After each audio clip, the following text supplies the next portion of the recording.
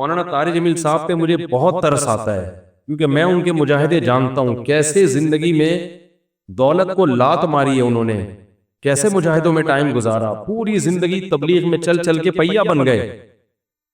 آج ہر دوسرا آدمی یہ لینڈ کروزر میں گھومتے ہیں، یہ بھائی وہ کروڑ پتی خاندان میں پیدا ہوئے ہیں، پھر بھی انہوں نے دولت کمائی نہیں، جو کچھ ملا باپ کی وراثت ہے۔ تو اس پہ کیوں تنگ کر رہے ہو کسی کو؟ آخری عمر میں، بڑھاپے میں ان کا احترام کرو۔ کوئی علمی کسی پہ کوئی اعتراض ہے تو وہ شائستہ انداز میں بیان کر دو۔ اچھا، آج کل سوشل میڈیا پہ کسی کی رائے کے خلاف کوئی بات کرو تو فوراً یہ پیسے لے رہا ہے، یہ ڈالر لے رہا ہے۔ تو یہ بہت آج کل ایک چل رہا ہے کہ کسی پہ کچھ بھی الزام لگا دو، ڈالر خور، ڈالر لیتے ہیں یہ۔ تو گورنمنٹ پہ کسی پہ کوئی الزام لگانے پر پابندی نہیں ہے، آپ لگا دیں پابندی۔ تجھے الیہم فلنا، ڈالر اتنا امریکہ بھی فالتو نہیں بیٹھا ہوا یا حکومت بھی کہ وہ فری پکڑ کے ڈالر بانٹتی رہے بیٹھ۔ جب بھی کوئی دلیل سے بات کرے نا، اس کا جواب دلیل سے دیا کرو، پروپیگنڈے کا شکار مت ہو۔ سارے علماء ڈالر خور ہیں، سارے مولانا ہی سرکاری مولانا ہیں، مفتی تقی صاحب بھی، مفتی عبدالرحیم صاحب بھی، فلاں بھی، فلاں بھی، فلاں بھی، بس یہ دو چار لوگ آئے ہیں دنیا میں جو کمنٹس کر رہے ہیں، یہ ہیں نیک۔ انسان ایک دم نہیں بگڑ جاتا، یہ ذہن میں رکھو۔ جو بگڑے ہوئے ہوتے ہیں وہ شروع سے ہی بگڑے ہوئے ہوتے ہیں۔ نجاشی نے، جعفر طیار نے جب حضرت ابو سفیان نے ہرقل کے سامنے کہا ہم پیغمبر پر ایمان لائے ہیں، تو ہرقل نے کیا کہا تھا؟ کیا انہوں نے زندگی میں کبھی جھوٹ بولا ہے؟ تو حضرت جعفر طیار نے کہا نہیں۔ تو بادشاہ نے کہا یہ نہیں ہو سکتا کہ کسی نے زندگی پر جھوٹ نہ بولا ہو اور بولنے پر آیا تو اتنا بڑا جھوٹ بول دیا۔ یہ جتنے بھی علماء ہیں، یہ زندگیاں ان کی ماضی اٹھا کے دیکھو، کس قدر مجاہدوں میں انہوں نے ٹائم گزارا۔ آپ ان کی موجودہ حالت کو دیکھ رہے ہو۔ مولانا طارق جمیل صاحب پہ مجھے بہت ترس آتا ہے، کیونکہ میں ان کے مجاہدے جانتا ہوں، کیسے زندگی میں دولت کو لات ماری ہے انہوں نے، کیسے مجاہدوں میں ٹائم گزارا، پوری زندگی تبلیغ میں چل چل کے پہیا بن گئے۔ آج ہر دوسرا آدمی یہ لینڈ کروزر میں گھومتے ہیں، یہ بھائی وہ کروڑ پتی خاندان میں پیدا ہوئے ہیں، پھر بھی انہوں نے دولت کمائی نہیں، جو کچھ ملا باپ کی وراثت ہے۔ تو اس پہ کیوں تنگ کر رہے ہو کسی کو؟ آخری عمر میں، بڑھاپے میں ان کا احترام کرو۔ کوئی علمی کسی پہ کوئی اعتراض ہے تو وہ شائستہ انداز میں بیان کر دو۔ کیسی انگلیاں اٹھا رہے ہیں دربار میں جانے والے، کبھی 1 روپے کے لیے کسی سرکاری دربار میں نہیں گئے ہیں، وہ 1 روپے لینے کے لیے بھی نہ کسی سے ملے ہیں۔ جب ملے ان کو تبلیغ کرنے کے لیے ملے، وہ مبلغ ہیں، دائی ہیں۔ اور یہ جتنے لوگ اعتراض کر رہے ہوتے ہیں نا، خود ان کا ذرا سا بھی کام ہونا تو پھر دیکھو یہ کیسے درباری بنتے ہیں۔ تو جس کو باپ سے دولت ملی ہے اس کو بھی چین سے نہیں جینے دیتے۔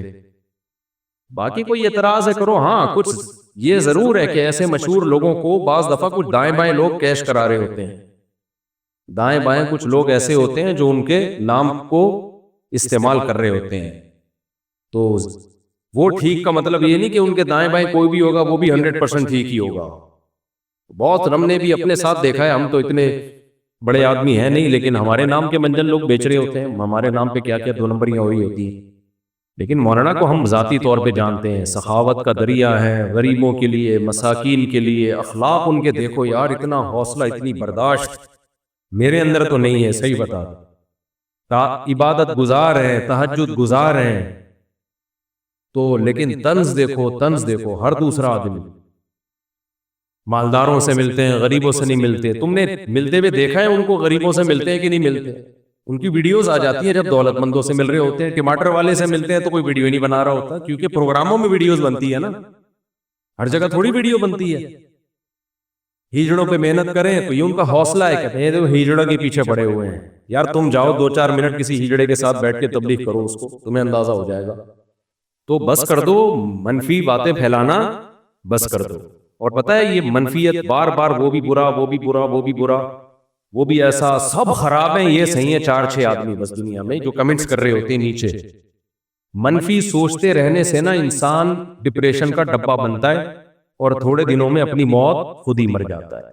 مثبت سوچنا سیکھو, پازیٹو سوچنا سیکھو. سمجھتے ہو کہاں سے کہاں بات چلی گئی؟ وہ انٹرویو لیا نا ان سے پوڈ کاسٹ میں کہ آپ تو سادگی کی تعلیم دیتے ہیں اور خود آپ گاڑیوں میں گھومتے ہیں. تو سلیمان علیہ السلام سادگی کی تعلیم دیتے تھے کہ نہیں دیتے تھے؟ جن کا ہم واقعہ سن رہے ہیں.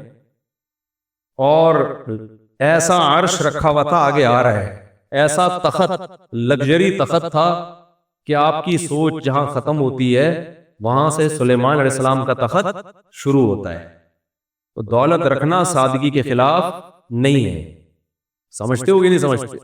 ایک صاحب کہنے لگے ایم ٹی جے کی پروڈکٹ کی قیمتیں دیکھو تو ہوش اڑ جاتے ہیں, تو مت خریدو نا, ساتھ والی غریب والی دکان سے خرید لو. بہت زیادہ قیمت پہ بیچ رہے ہیں تو مت خریدو بھائی. اور وہ کون سا دکان پہ بیٹھ کے بیچ رہے ہیں؟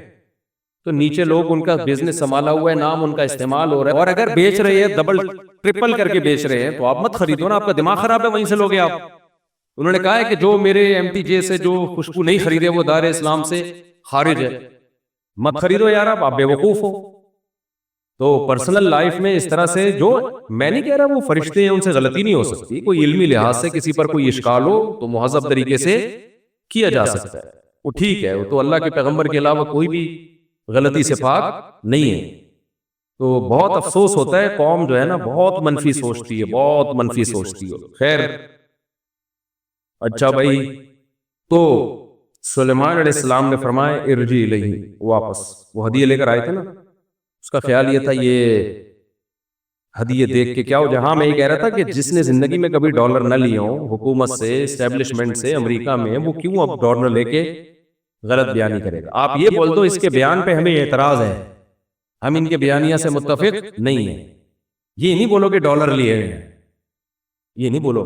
اور آج جو بول رہے ہیں کہ وہ انہوں نے فلاں سے ڈالر لیے ہوئے, یہی بات جب وہ ان سے مل رہے تھے تو وہ کہہ رہے تھے انہوں نے فلاں سے ڈالر لیے ہوئے ہیں. یعنی یہ بھی ڈالر دے رہے ہیں, وہ بھی ڈالر دے رہے ہیں, تو یہ سب سے ڈالر لے رہے ہیں. اور یہ نہیں ہوتا بھائی, جب ان سے ملے تھے انہوں نے ڈالر دیے تھے تو یہ والے تھوڑی دیں گے, بولیں گے تو اس کا آدمی ہے. پھینکتے رہو پھینکتے رہو, گورنمنٹ کی طرف سے کوئی پابندی نہیں ہے پھینکنے پر. اچھا بھائی, تو ہم چلتے ہیں. تو سلیمان علیہ السلام فرمایا ارجع, واپس. آپ ان کی رائے سے اختلاف کرو, سیاست میں بھی اختلاف کرو ان سے. ہم یہ نہیں کہہ رہے جو ان کے سیاسی موقف ہے آپ اس کی حمایت کرو, نہ, آپ اختلاف کرو ان کے سیاسی موقف سے. آپ بولو آپ کی جو سیاسی رائے ہے ہم اس سے متفق نہیں ہیں, 100 دفعہ کرو. یہ نہیں بولو کہ آپ اس رائے میں مخلص نہیں ہیں, آپ پیسے لے کے یہ رائے دے رہے ہیں. یہ بہت بڑا الزام ہوتا ہے, پیسے دے کے بیانیہ بدلنا. یہ کوئی بہت ہی غلیظ پلید آدمی ہوتا ہے جو یہ کام کرتا ہے. یہ کوئی بہت زیادہ اس کے لیے گندا ہونا پڑتا ہے, جو اچانک نہیں ہو جاتا, جو پیدائشی گندے ہوتے ہیں, باپ دادا سے یہ چیزیں سیکھی ہوتی ہیں. ہرقل نے کہا تھا ابو سفیان سے 40 سال کسی نے جھوٹ نہیں بولا, اور وہ جھوٹ بولنے پر آئے تو اتنا بڑا جھوٹ کہ میں اللہ کا پیغمبر ہوں, یہ نہیں ہو سکتا. کسی نے زندگی میں کبھی چوری نہ کی ہو, اچانک بینک میں کروڑوں روپے کا ڈاکہ ڈال دے, ایسا نہیں ہو سکتا بھائی. شروع میں چپل چوری, پھر آہستہ آہستہ یہ بڑے بڑے جو ڈاکو ہے نا جو آگے تک پہنچ کے ہمارے, تو یہ ایسے نہیں ہوتے. اب کہیں گے دیکھا پیسے لیتے, پیسے لیے اس لیے نام نہیں لے رہا, کر رہا ہے. کوئی پیسے نہیں لیے ہوئے میرے بھائی, اس لیے کر رہا ہوں کہ ایک نیا ایشو نہ کھڑا ہو جائے. تو سمجھ گئے ہوں گے نا کا کیا مطلب ہے. تو شروع میں چپل چوری, پھر ہوتے ہوتے آج اللہ نے ماشاءاللہ کیا اونچا عظیم مقام دے دیا ان کو. تو ایسے ہوتے ہیں لوگ جو پیسے بھی لیتے ہیں. مولانا کی زندگی دیکھو, بیچارے میڈیکل سائنس پڑھ رہے تھے, ڈاکٹر بن رہے تھے. ارے طارق بھائی ماشاءاللہ آپ کی عمر ماشاءاللہ بہت لمبی ہوگی انشاءاللہ. طارق بھائی نے بہت بندے مار دیے اب تک ماشاءاللہ, اللہ نے ان کو صحت مند رکھا. ہمارے مطلب ان کی زندگی میں چلے گئے اور اللہ اور صحت دے آپ کو. تو ان کا قصہ بعد میں سناؤں گا, یہ ہماری تفسیر نہ رہ جائے. تو کیا کہہ رہا تھا میرے دماغ سے نکل گیا, دیکھو یار.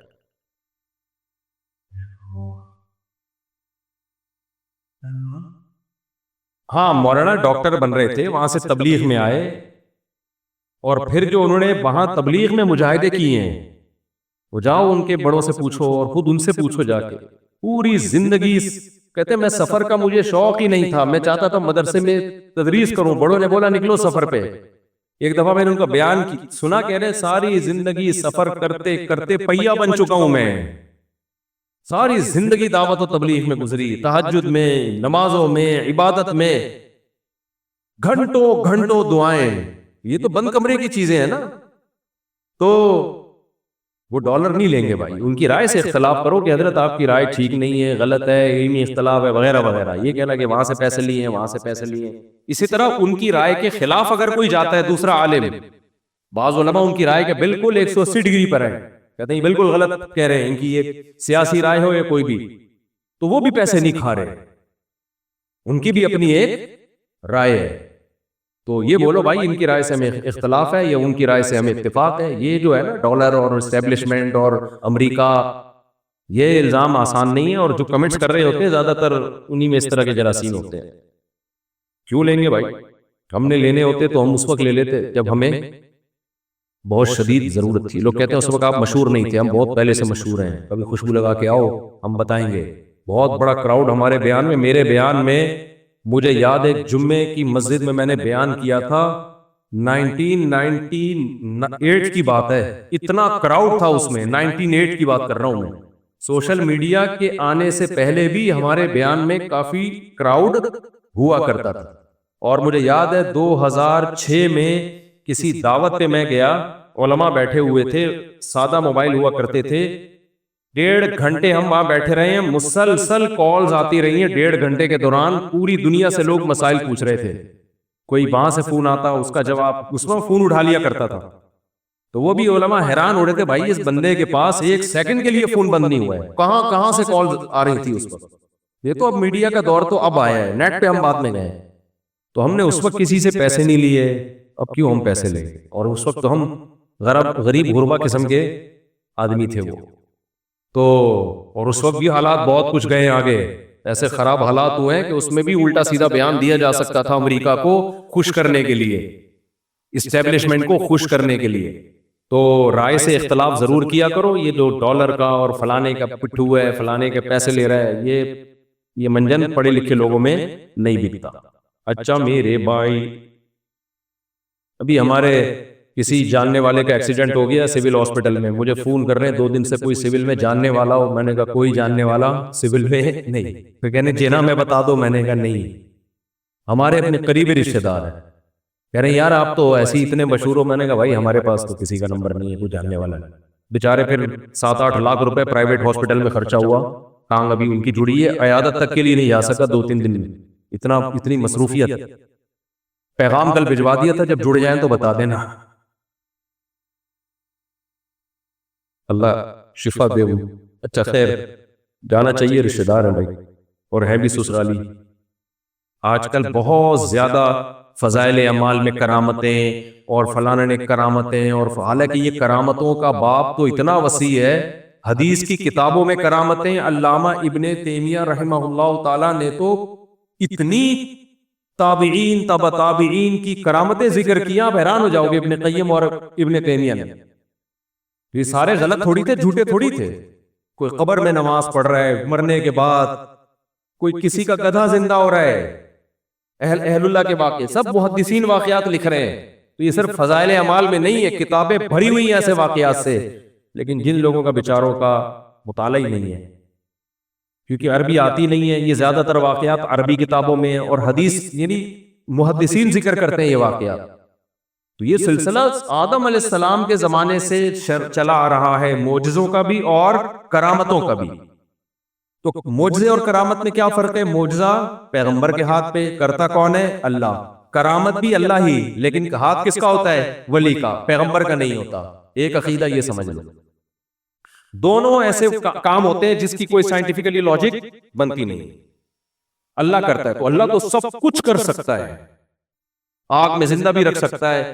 یہ ابراہیم علیہ السلام کا آگ میں زندہ رہنا صرف ان سے ثابت نہیں ہے, بعض اولیاء سے بھی ثابت ہے کہ آگ میں زندہ رہے وہ. مجھے موقع ملا نا تو اس پہ میں ایک کلپ انشاءاللہ ریفرنسز کے ساتھ ریکارڈ کرواؤں گا. یہ تو بہت واقعات ہیں اس طرح کے. تو کرامت اور معجزے میں دونوں کس کی طرف سے ہیں؟ اللہ. لیکن ایک فرق ہے, معجزے کا یقین کرنا ضروری ہے, جو انکار کرے گا کافر. اگر اس معجزے کا ذکر قرآن نے کیا ہے, سمجھ رہے؟ اسی طرح وہ کرامت جس کا ذکر قرآن نے کیا ہے, اس کا انکار کرنے سے بھی کیا ہو جائے گا؟ کافر, کیونکہ ثبوت اس کا مستند ہے. اب قرآن نے نبیوں کے معجزے کا بھی ذکر کیا اور ولیوں کی کرامتوں کا بھی قرآن نے ذکر کیا. مثال کے طور پر یہ جو واقعہ ہے، سلیمان علیہ السلام نے کہا کہ ایکم یاتینی بعرشھا قبل ان یاتونی مسلمین، کہ کون ہے اس کا عرش تخت اٹھا کے لے آئے اس کے یہاں پہنچنے سے پہلے. یہ سلیمان علیہ السلام خود نہیں کر رہے، اپنے کسی امتی کے ذمے لگا رہے ہیں، امتی کے ذمے لگا رہے ہیں. تو قرآن کہتا ہے قال عفریت من الجن، ایک جن نے کہا انا آتیک بہ قبل ان تقوم من مقامک. بھائی وہاں اس کا یہاں تک پہنچنا تو دور کی بات، حضرت آپ مجلس برخاست ہوگی اس سے پہلے میں لے آؤں گا یہاں پہ. قرآن کہتا ہے قال الذی عندہ علم من الکتاب. ہم کہہ سکتے ہیں بھائی جن تھا نا، وہ جن تو اڑ کے جائے گا، اٹھا کے لے آئے گا، یہ تو کرامت تو نہ ہوئی. تو ایک بزرگ نے کہا جن کو اللہ نے کتاب کا علم یعنی زبور کا علم دیا تھا، انہوں نے کہا انا آتیک بہ قبل ان یرتد الیک طرفک، میں آپ کے پاس لے کر آؤں گا آپ کی پلک جھپکنے سے پہلے. یہ کہا اور تخت حاضر. یہ کیا تھی بھائی؟ یہ سلیمان علیہ السلام کا معجزہ تھا اور اس ولی کی کرامت. یہ سلیمان علیہ السلام کا معجزہ کیوں تھا؟ وجہ علماء نے یہ بیان کی ہے کہ ان ولی کو جو ولایت ملی وہ سلیمان علیہ السلام کی پیروی کی وجہ سے ملی، سلیمان علیہ السلام کو فالو کرنے کی وجہ سے ملی. تو ہر ولی کا معجزہ اس پیغمبر کا، ہر ولی کی کرامت اس پیغمبر کا معجزہ ہوتا ہے جو ولی اس پیغمبر کی امت میں ہے. تو نبی صلی اللہ علیہ وسلم کی امت میں قیامت تک جتنی ولیوں کے ہاتھ پہ کرامتیں ظاہر ہوں گی، اولیاء اللہ کے ہاتھ پہ، یہ ان ولیوں کی کرامتیں ہوں گی. لیکن معجزہ کس کا ہوگا؟ یہ پیغمبر صلی اللہ علیہ وسلم کا، کیونکہ وہ نبی کو فالو کرنے کی وجہ سے اللہ نے ان کے ہاتھ پہ یہ سارے کام کیے ہیں. تو یہ جو کرامت ہے نا،